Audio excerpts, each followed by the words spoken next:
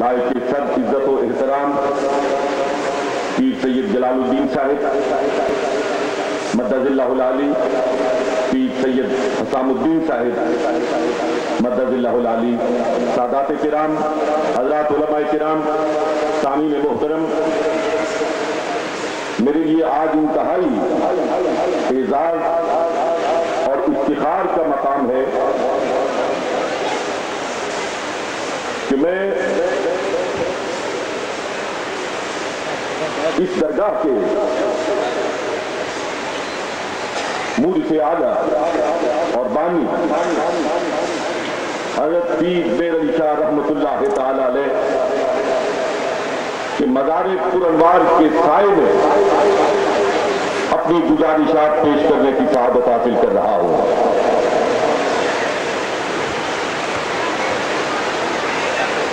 हज़रत, इस वक्त मैं और आप हम सब हज़रत पीर सैयद नसीरुद्दीन नसीर मद्दजिल्लाहुल आली की वालिदा माजिदा मखदूमा मरहूमा मोहतरमा की मजलिस इसाले सवाब में शिरकत की सआदत हासिल कर रहे हैं। ये दुनिया फानी है, लेकिन कुछ लोग ऐसी सालिहात, ऐसी बाकियात छोड़ के जाते हैं कि इस दुनिया से जाने के बावजूद वो इस दुनिया में मौजूद रहते हैं। इंसानी वजूद तो शायद दुनिया में नजर नहीं आता, लेकिन कुरान के फरमान के मुताबिक वल बाकियातु सालिहात, आमाले सालिहा बाकी रहते, आमाले सालिहा पे फना हासिल नहीं होता, और यही आमाले सालिहा होते हैं जो इंसान को जिंदा जावेद बना देते हैं। हज़रात मोहतरम, आज पीर साहब जिस मरहले से गुजर रहे हैं, कोई भी मोमिन सादिक, कोई भी आकाए दो जहां हजरत मोहम्मदुर रसूलुल्लाह सल्लल्लाहु अलैहि वसल्लम का गुलाम जब इस मरहले से गुजरता है तो उसके सामने अपने आका व मौला अलैहिस्सलातु वस्सलाम की सीरत मुतहरा होती है। हम सब के आका व मौला अलैहिस्सलातु वस्सलाम अभी इस दुनिया में जलवागर नहीं हुए थे कि यतीमों के सर पे दस्ते शफकत रखने वाला, यतीमों का वाली, गुलामों का मौला अपने वालिद के साया आतिफत से महरूम हो चुका था। और एक लम्हे के लिए मैं आपकी तवज्जो उस सफर की जानिब मबजूल कराना चाहता हूं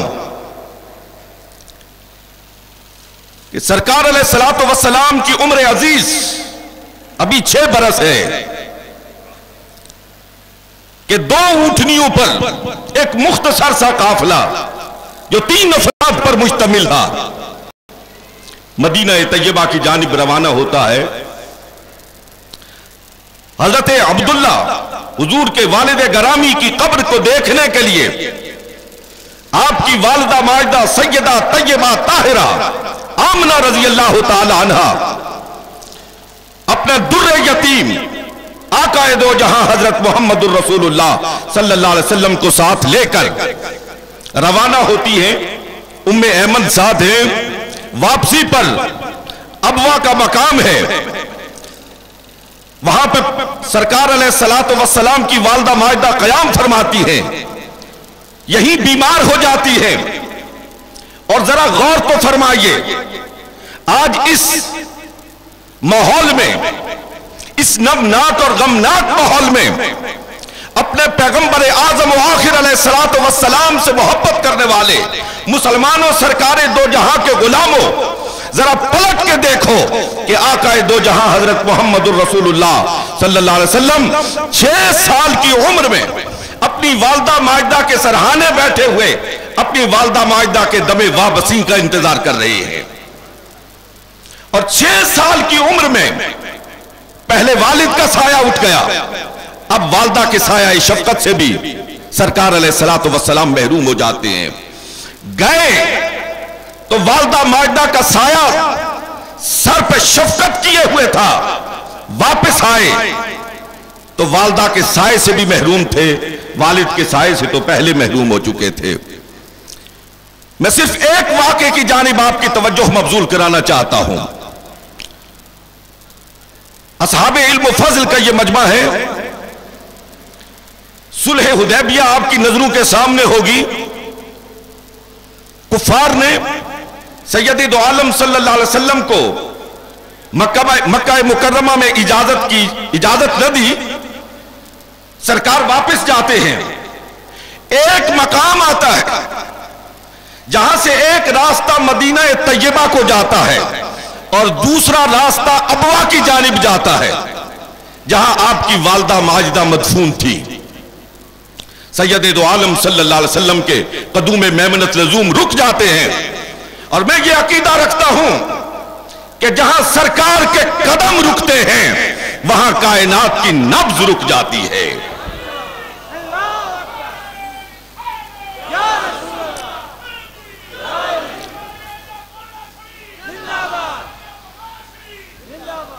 سرکار دو جہاں علیہ السلام نے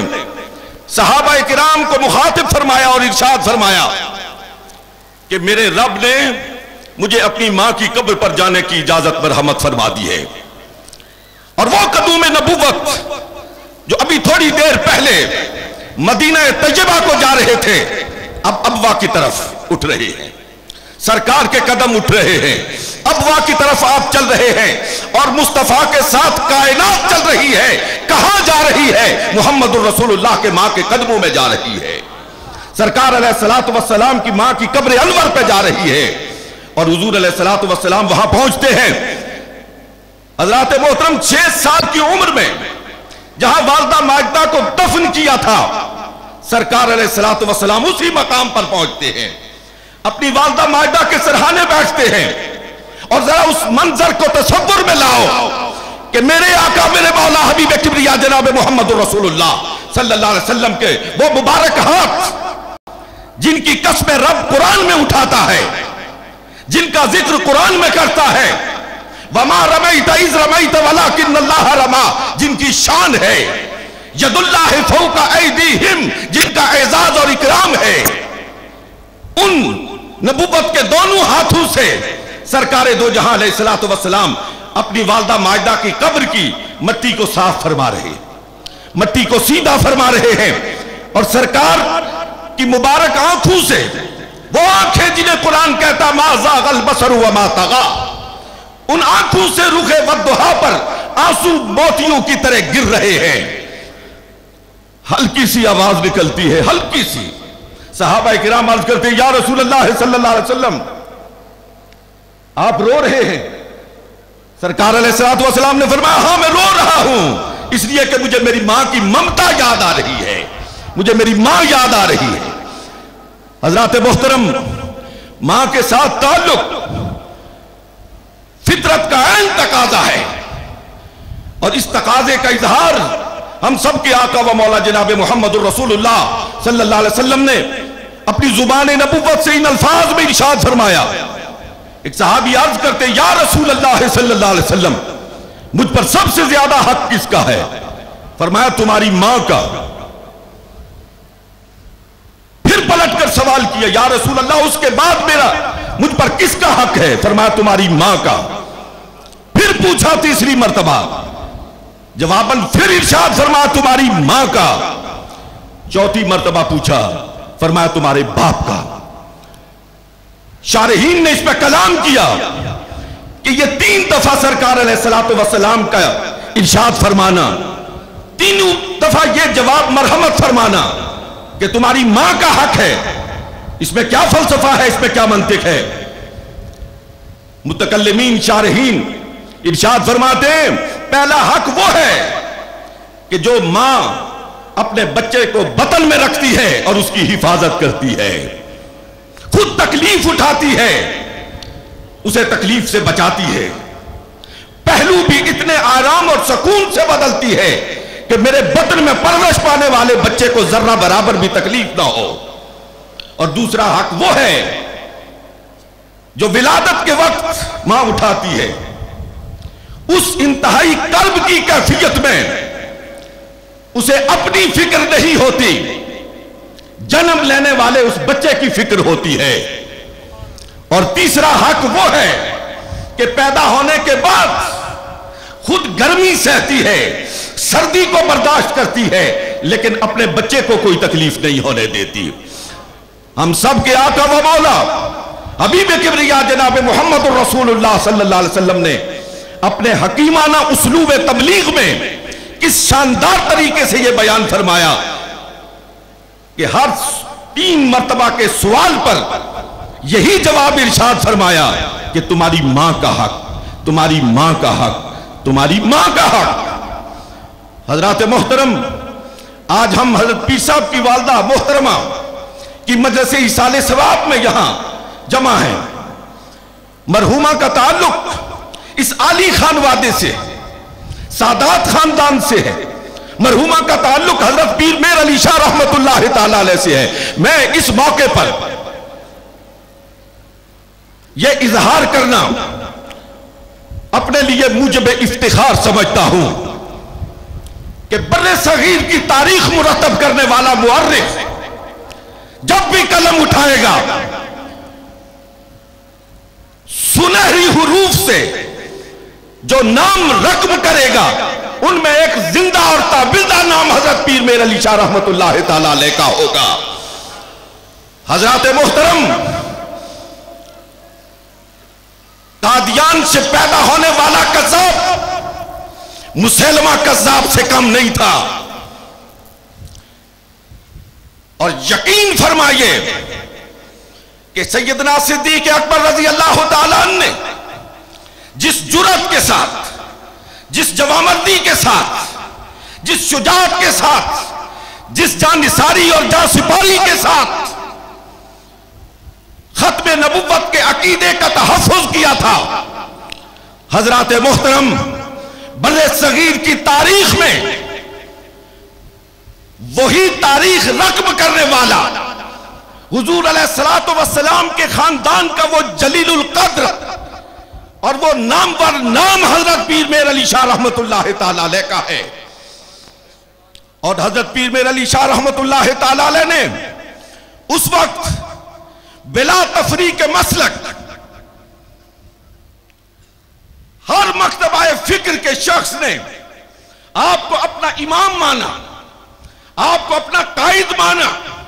آپ کی امامت میں، آپ کی قیادت میں قادیانیت کے خلاف بھرپور جنگ لڑی، اور یقین فرمائیے کہ پھر 73 کی اسمبلی نے جو قادیانیوں کو غیر مسلم قرار دیا تو وہ پیر میر علی شاہ رحمت اللہ تعالیٰ علیہ کی کوششوں کا ایک تسلسل تھا۔ وہ کامیابی پارلیمنٹ کی کامیابی نہیں تھی، وہ کامیابی اس وقت کی تحریک کی کامیابی نہیں تھی۔ اگر اس کامیابی کا کریڈٹ جاتا ہے تو وہ حضرت پیر میر علی شاہ رحمت اللہ تعالیٰ علیہ کو جاتا ہے۔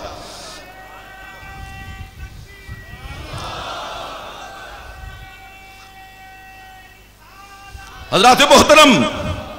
آج میں اس مقام پر کھڑا ہوں جہاں حضرت پیر میر علی شاہ رحمت اللہ تعالیٰ علیہ کی نیابت اور آپ کی خلافت کا صحرا اس عظیم ہستی کے سر پہ سجا جسے دنیا بابو جی کے نام سے یاد کرتی ہے۔ مجھے بارہا ان کی زیارت کا شرف حاصل ہوا۔ یقین فرمائیے حضرات محترم، میں بغیر کسی تصنع، بغیر کسی بناوٹ، بغیر کسی تملک، بغیر کسی چاپلوسی کے یہ کہنا چاہتا ہوں اور برملا کہنا چاہتا ہوں حضرات محترم کہ وہ شخص اسلاف کی اقدار کا امین تھا۔ حضرت بابو جی صاحب رحمت اللہ تعالیٰ علیہ ریاض پاک شخصیت، اخلاص کا پیکر شخصیت، اسلام پر مر مٹنے والی شخصیت، محمد الرسول اللہ صلی اللہ علیہ وسلم کے نام کی بلندی کے لیے اپنا سب کچھ قربان کر دینے والی شخصیت تھی۔ تحریک نظام مصطفیٰ ہو یا تحریک پاکستان ہو، گولرا شریف کا نام سنہری حروف سے لکھا جائے گا، اور ان سنہری حروف کے اوپر جو تغرا سجایا جائے گا وہ حضرت بابو جی صاحب رحمت اللہ تعالی علیہ کا اس پہ گرامی نام نامی ہوگا۔ حضرات محترم، شاید آپ میں سے بہت کم لوگوں کو معلوم ہو کہ پاکستان میں تحریک نظام مصطفیٰ چلی۔ میں یہاں ایک جملہ معترضہ پیر صاحب کی اجازت سے عرض کرنا چاہتا ہوں۔ اس پاکستان میں جو پاکستان لا الہ الا اللہ کے نام پہ مرز وجود میں آیا تھا، اسی پاکستان میں یہ تحریک چلانے کی ضرورت محسوس ہوئی کہ یہاں اسلامی نظام نافذ ہونا چاہیے۔ یہ محل نظر بات ہے، لائق توجہ ہے، لائق سوچ ہے کہ پاکستان تو بنا ہی اسلامی نظام کے قیام کے لیے تھا، پھر یہاں تحریک اٹھانے کی ضرورت کیوں محسوس ہوئی؟ لیکن وہ تحریک چلی، بے شمار لوگ جیلوں میں گئے، لیکن میں آپ حضرات کی توجہ جس جانب مبذول کرانا چاہتا ہوں حضرات محترم، کہ جیل میں بند محمد الرسول اللہ کے وہ غلام جن کے گھروں سے روٹی نہیں آتی تھی، جن کے گھر ان کے کفیل نہیں تھے، ان کے گھروں سے روٹی نہیں آتی تھی، لیکن صبح و شام ان کے کھانے کا انتظام حضرت بابو جی صاحب فرماتے تھے۔ اور پنڈی کی راول پنڈی جیل میں ہر روز جانے والا کھانا گولڑا شریف سے جایا کرتا تھا۔ حضرات محترم، کچھ نام ہوتے ہیں جو پسے پردہ ہوتے ہیں، لیکن کسی تحریک کو زندہ رکھنے کے لیے ان کا وجود ہی باعث ہوتا ہے، وہی سبب ہوا کرتا ہے، وہی اس تحریک کو پروان چڑھایا کرتا ہے۔ حضرات محترم، وقت بہت مختصر ہے، تنابیں کھینچ چکا ہے، اور اتنے وقت میں تو مولوی آغاز کر پاتا ہے۔ میں صرف یہ عرض کرنا چاہتا ہوں کہ حضرت پیر میر علی شاہ صاحب رحمت اللہ تعالی علیہ کا جلایا ہوا دیا، جلایا ہوا چراغ جو جل رہا ہے، پوری آب و تاب سے جل رہا ہے، اور اگر اس کی روشنی کو دیکھنا ہو، اگر اس کی لو کو دیکھنا ہو، اگر اس کی نور و نگہت کو دیکھنا ہو، تو حضرت پیر سید نصیر الدین نصیر موجود ہیں، ان کو دیکھنے سے ماضی کی یاد تازہ ہو جاتی ہے۔ حضرات محترم،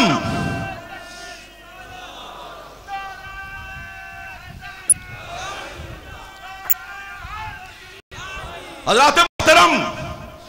اس میں کوئی شک نہیں کہ جب کوئی نعت خوان پورے آہنگ کے ساتھ ذوق میں، مستی میں، کیف میں، سرور میں ڈوب کر کہتا ہے سبحان اللہ، ما اجملکا، ما آسنکا، ما اکملکا، کتے مہر علی، کتے تیری سنا، گستاخ اکھی، کتے جا لڑیاں، تو گولڑا شریف بکائے نور بن جاتا ہے۔ حضرت پیر میر علی شاہ رحمت اللہ تعالی علیہ کی قبر انور میں گنبد خضرا سے ٹھنڈی ٹھنڈی خوشبودار ہوا آتی ہے، لیکن مجھے کہنے دیجئے اس وقت بھی ہوا آتی ہے، لیکن اسی آہنگ میں، اسی ترنگ میں، اسی محبت میں، اسی کیف میں، اسی نشے میں ڈوب کر جب کوئی نعت خوان پڑھتا ہے، اب تنگی داماں پہ نہ جا اور بھی کچھ مانگ، ہے آج وہ مائل باتا اور بھی کچھ مانگ۔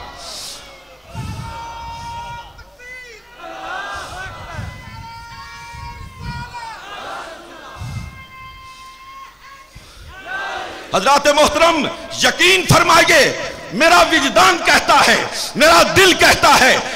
اور پورے ایمانی قوت سے کہتا ہے کہ مدینہ طیبہ سے خوشبو بھی آتی ہے، اور حضرت پیر میر علی شاہ رحمت اللہ علیہ جھومتے بھی ہیں، جھومتے بھی ہیں کہ میری مسجد آج بھی خالی نہیں ہے۔ اس وقت بھی مسلمانوں کی نظریں گولڑا شریف پر تھی، آج بھی مسلمانوں کی نظریں گولڑا شریف پر ہیں۔ وآخر دعوانا ان الحمدللہ رب العالمین۔